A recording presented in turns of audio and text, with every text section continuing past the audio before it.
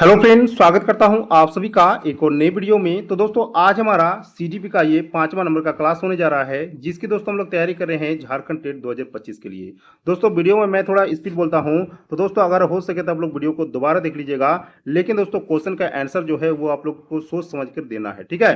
क्योंकि दोस्तों सीडीपी का जो क्वेश्चन होता है वो ट्विस्ट वाला होता है। तो दोस्तों मैं दोबारा आप लोग को इसीलिए देखने बोल रहा हूँ ताकि दोस्तों आप लोग के एग्जाम में कोई भी कंफ्यूजन ना रहे, ठीक है। चलिए इसी के साथ आज के इस महत्वपूर्ण वीडियो को करते हैं स्टार्ट। पहला नंबर का सवाल दोस्तों कितना इंपॉर्टेंट है वो आप लोग खुद देख लीजिए।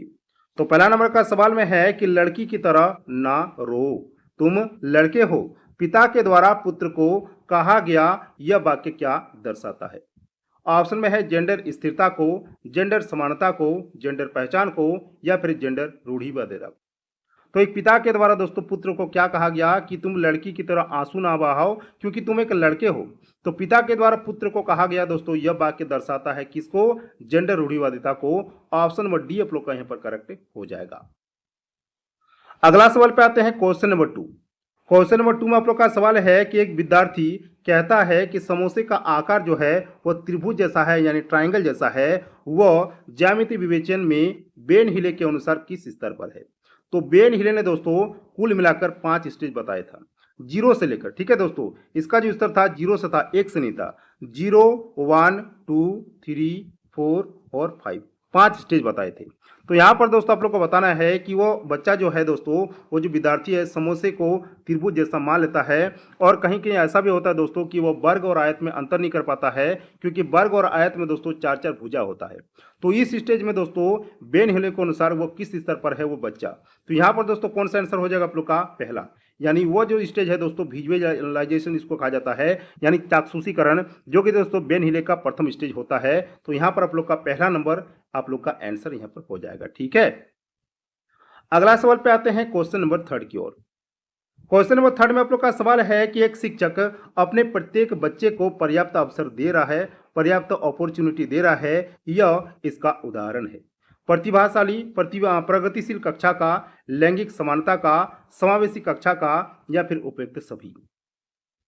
राइट आंसर हो जाएगा दोस्तों इस सवाल का ऑप्शन आप लोग का डी, यानी एक शिक्षक अपने प्रत्येक बच्चे को दोस्तों पर्याप्त अवसर दे रहा है। तो उदाहरण हो जाएगा दोस्तों इसका प्रगतिशील कक्षा का, लैंगिक समानता का और समावेशी कक्षा का। ऑप्शन नंबर डी आप लोग का यहाँ पर करेक्ट हो जाएगा। आगे बढ़ते हैं दोस्तों क्वेश्चन नंबर 4 की ओर। क्वेश्चन नंबर 4 में सवाल है कि प्राथमिक कक्षाओं में, यानी प्राइमरी प्राइमरी जो क्लास होता है दोस्तों, उसमें संकल्प अध्यापन हेतु विषय वस्तु को प्रस्तुत करने का कौन सा क्रम सर्वाधिक उपयुक्त है। ऑप्शन में है संकेत चित्र, मूर्त सामग्री चित्र संकेत, चित्र संकेत मूर्त सामग्री, या फिर संकेत मूर्त सामग्री, या फिर चित्र। इसका आंसर हो जाएगा दोस्तों कौन सा, ऑप्शन हम लोग का बी, यानी मूर्त सामग्री पहले नंबर पे आता है, दूसरा में चित्र, और तीसरा में दोस्तों आप लोग का कौन है, संकेत है। और इसी के माध्यम से दोस्तों उसका क्या हो जाएगा, किसी भी विषय वस्तु को उसको प्रस्तुत करने का सर्वाधिक उपयुक्त संसाधन हो जाएगा, ठीक है। मूर्त सामग्री यानी जो वो दोस्तों जानता है, जिसके बारे में, जिस चीज के बारे में उसको मालूम है।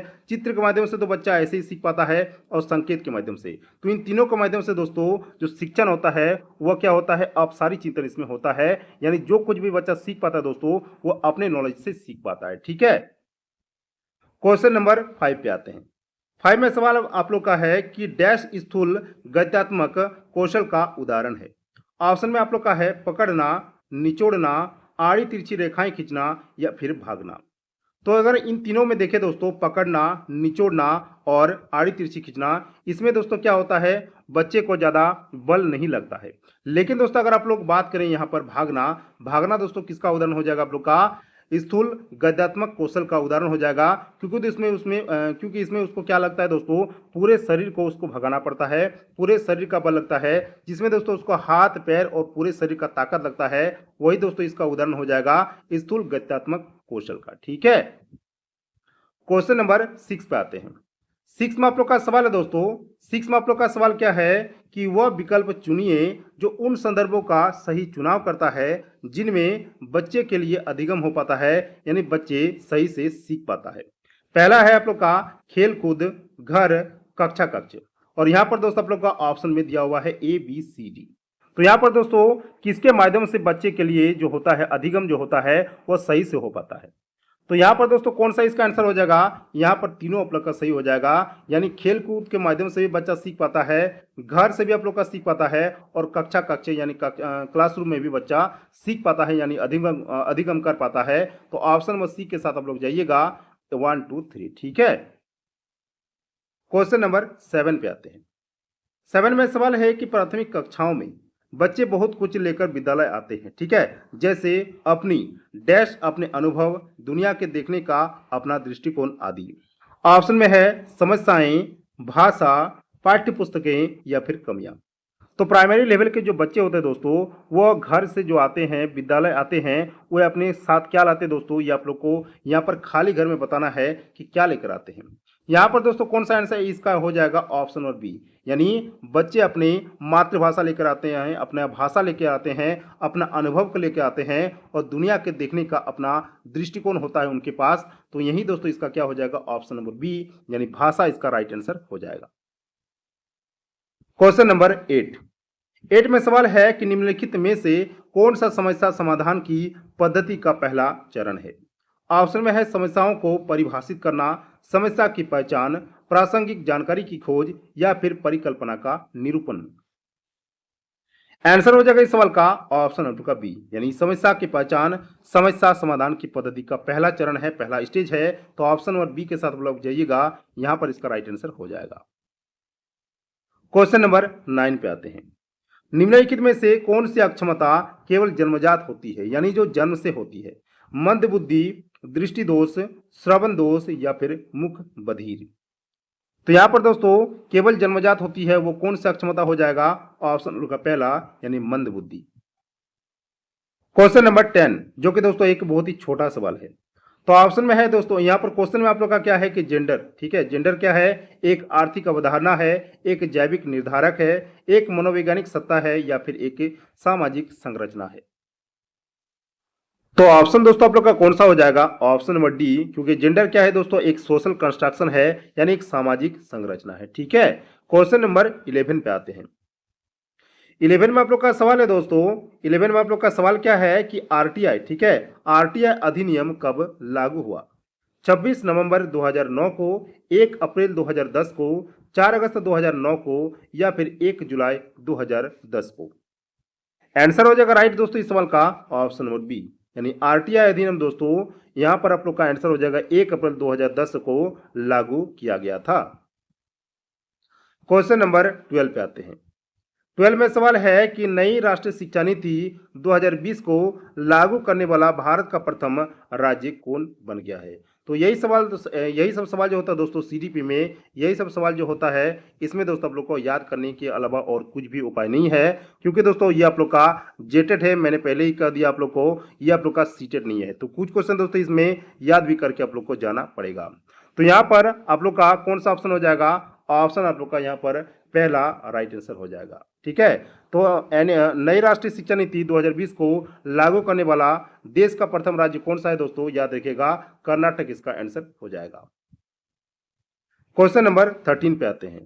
13 में सवाल आप लोग का कि गणित सीखने के संबंध में निम्नलिखित में से कौन सा कथन यहाँ पर सत्य है। गणित केवल कठोर अध्यक्ष नहीं है, यह आप लोग का है दोस्तों अध्ययन। ठीक है, तो गणित केवल कठोर अध्ययन से सीखा जा सकता है, गलत बात है दोस्तों, क्योंकि यहाँ पर कठोर जो है ये आप लोग का एक बहुत ही बड़ा नेगेटिव पॉइंट है, और उसके साथ दोस्तों ऐड है आप लोग का केवल, ये भी आप लोग का एक नेगेटिव पॉइंट है। ठीक है, ऑप्शन बी में है हर कोई गणित सीख सकता है, ये दोस्तों एक बहुत ही अच्छा ऑप्शन यहाँ पर है। सी में आप लोग का है कि गणित सीखने के लिए एक कठिन विषय है, कठिन को दोस्तों आप लोग को यहाँ पर कैंसिल कर देना है। डी में आप लोग का है कि आमतौर पर लड़कियां गणित में कमजोर होती है, कमजोर भी आप लोग का एक नेगेटिव है दोस्तों, इसको भी आप लोग को नहीं लेना है। तो यहाँ पर दोस्तों कौन सा इसका आंसर हो जाएगा, ऑप्शन नंबर बी, यानी हर कोई गणित सीख सकता है, ये दोस्तों एक सत्य कथन है। ठीक है, क्वेश्चन नंबर 14 पे आते हैं।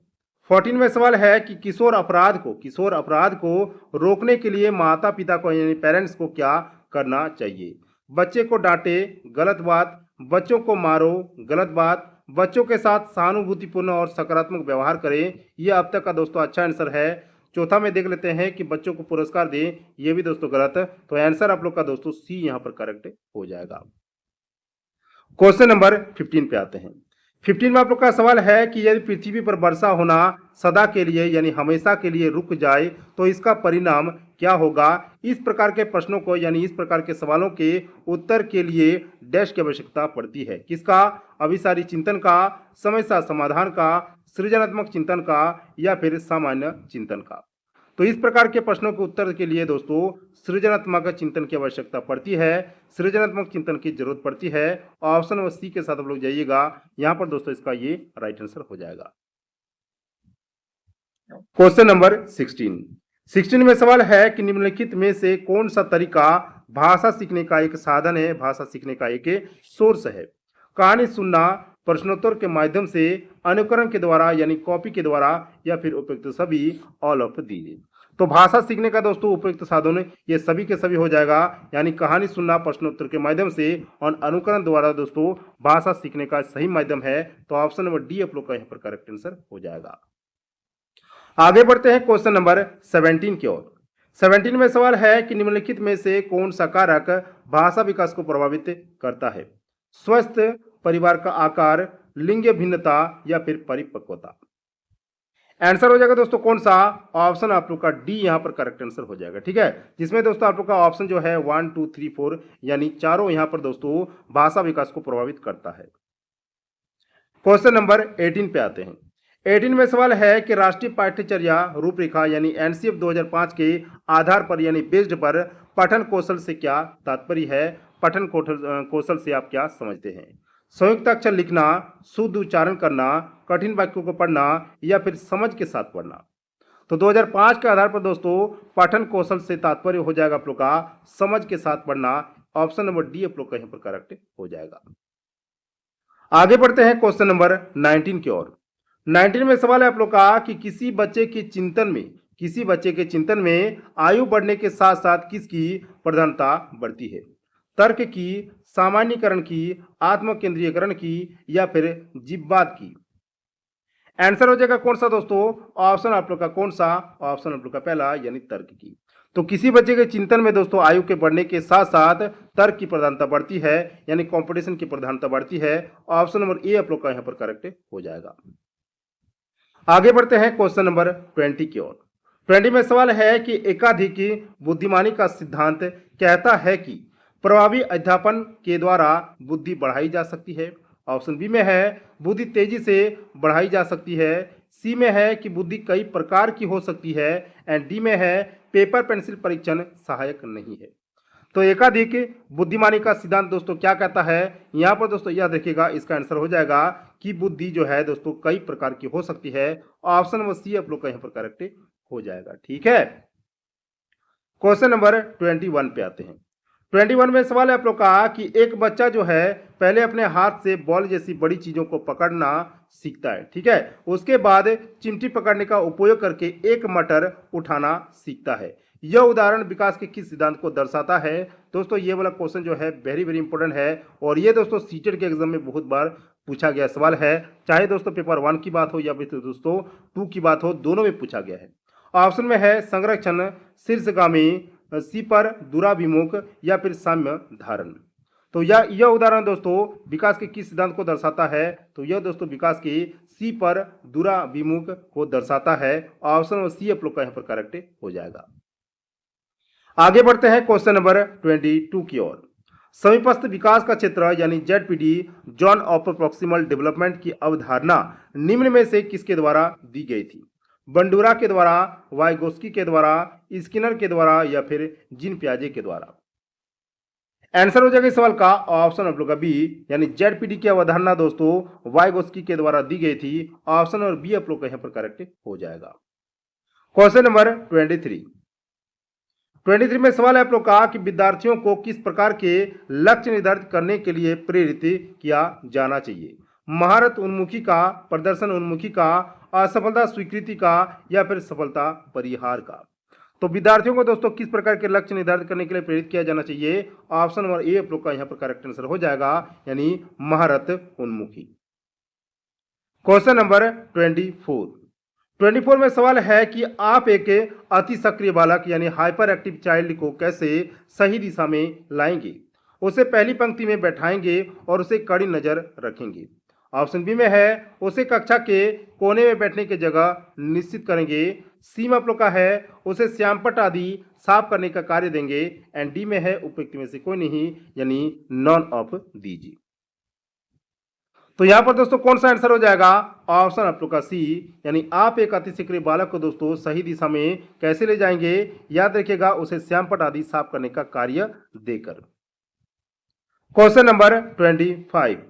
कोलबर्ग के अनुसार परंपरागत नैतिक स्तर का काल है 4 से लेकर 10 वर्ष तक, 3 से लेकर 13 वर्ष तक, 13 वर्ष से आगे तक एंड 10 से लेकर 13 वर्ष तक। आंसर हो जाएगा कौन सा? ऑप्शन आप लोग का डी, यानी 10 से लेकर 13 वर्ष तक। क्वेश्चन नंबर 26 में सवाल है कि निम्नलिखित में से कौन पूर्ण वर्ण का एक उदाहरण है? नहीं लता, उत्तर 45 नहीं है। ऑप्शन बी में है कमला, उत्तर देने में तुम कीर्ति की सहायता नहीं कर सकती। सी में है अरे नहीं, आमतौर पर तुम गलत हो। एंड डी में है सुनील, तुमने सही कहा। तो पुनर्वर्ण का उदाहरण दोस्तों कौन सा हो जाएगा? ऑप्शन आप लोग का डी, जिसमें दोस्तों कोई नहीं रहता है, या फिर दोस्तों ना नहीं रहता है, जिसमें दोस्तों आप लोग का कोई भी पॉजिटिव लगे, वही दोस्तों आप लोग का ऑप्शन जो है सही हो जाएगा पुनर्वर्ण का उदाहरण में। ठीक है, तो यहाँ पर दोस्तों आप लोग देख सकते हैं नहीं है।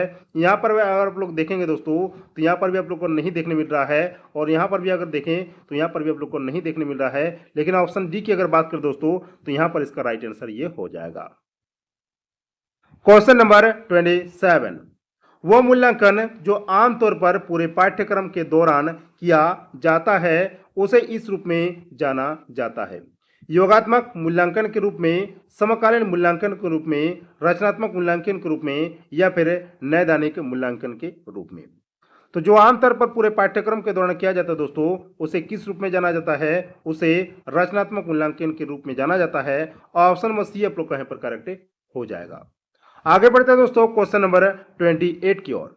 28 में सवाल है आप लोग का कि निम्नलिखित में से कौन सी विधि, कौन सी मेथड प्रतिभाशाली शिक्षार्थियों को पढ़ाने के लिए उपयुक्त है? अभिसारी चिंतन, सामान्य सोच, रचनात्मक सोच, या फिर बी और सी दोनों। तो यहाँ पर कौन सा आंसर हो जाएगा दोस्तों? ऑप्शन नंबर आप लोग का डी, यानी बी और सी आप लोग का यहाँ पर दोस्तों क्या हो जाएगा? Right answer. ठीक है, सामान्य सोच और रचनात्मक सोच। Question number 29। डैश और डैश पर्यावरण की भौतिक शक्तियों में शामिल है जो बच्चे के विकास को प्रभावित करते हैं: भोजन और पानी, मित्रों के परिवार, शिक्षक पड़ोसी, या फिर मीडिया सहपाठी। तो पहला में हो जाएगा दोस्तों आप लोग का कौन सा? भोजन, यानी भोजन और पानी पर्यावरण की भौतिक शक्तियों में शामिल है जो बच्चे के विकास को प्रभावित करते हैं। ऑप्शन नंबर ए आप लोग का भोजन और पानी यहाँ पर करेक्ट हो जाएगा। आगे बढ़ते हैं दोस्तों क्वेश्चन नंबर 30 की ओर, और यही दोस्तों हमारा लास्ट क्वेश्चन और अंतिम सवाल होने वाला है।